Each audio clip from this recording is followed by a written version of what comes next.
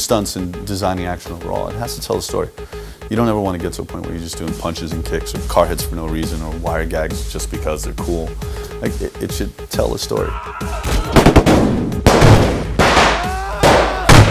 I choreographed the end fight in Iron Man 3, Batman vs. Deathstroke, Star Wars: The Old Republic, 4 Liam Neeson movies, where 3 of them I was one of his fight choreographers. The beginning of Thor 2, the prologue scene, Nobu vs. Daredevil, The Punisher, Elektra, Deadpool. Well, Deadpool that's been a long time coming. I've been working with Tim Miller for over 8 years now, and we did that test 5 years ago.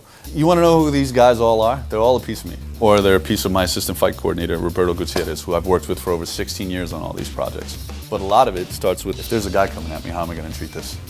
That's it. It's my years of training in different scenarios and different situations.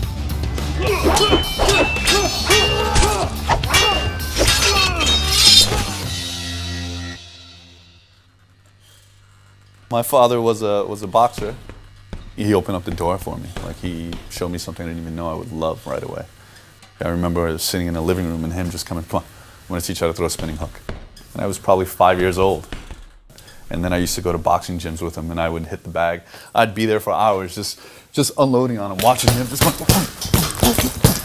just be there with him, trying to mimic him and be just like him, because he was my hero. Did some karate when I was younger, then I switched over into Chinese martial arts. I did Shaolin Kung Fu for probably 18 to 20 years, trained Chinese Wushu, learned Kali with some Sayak guys for a while, did some fencing with them. Anytime we design a character, we make sure it's never just one thing. It's got to be a mix of things, and things that are real to who they are and to the world today. First, I'll create a concept design to the characters, right? And I'll try and think in terms of how they move. And then we'll bring in a stunt double and we'll see how it actually looks on them, closer to the size of what we need. We have a guy who's a tactically trained merc. You know, he goes in to kill people and then he leaves. So there's a stealth thing to him, basic merc 101. Well, now you have something new to this guy. He can't die. He feels pain, but he can't die. So that then changes the elements of who the character is. I don't always have to hide anymore. Sometimes I can come directly at you. And I'll deal with the pain to get to you, but I'm gonna get to you. It still hurts, right? And he's still smart about what he does, and he's still tactical about it, but there's that I don't give a fuck type element to it. There absolutely is. Edge grind was somebody who was from Ali beforehand, and I think we knew that that was going to come into play with the double axes. We would take them through Kali basics that were familiar, and then we throw it away and teach them something else altogether with the axes.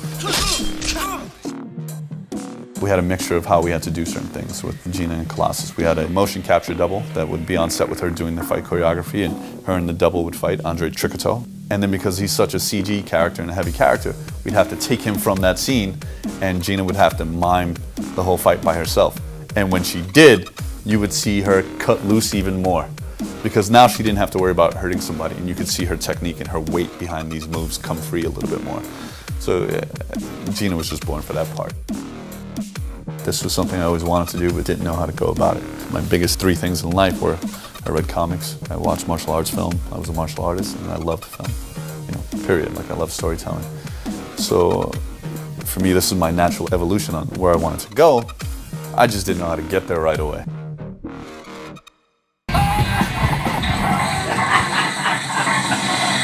Knoxville makes the best point. He says, Steve, if you didn't have your mouth so wide open, that poo might have hit you in the face.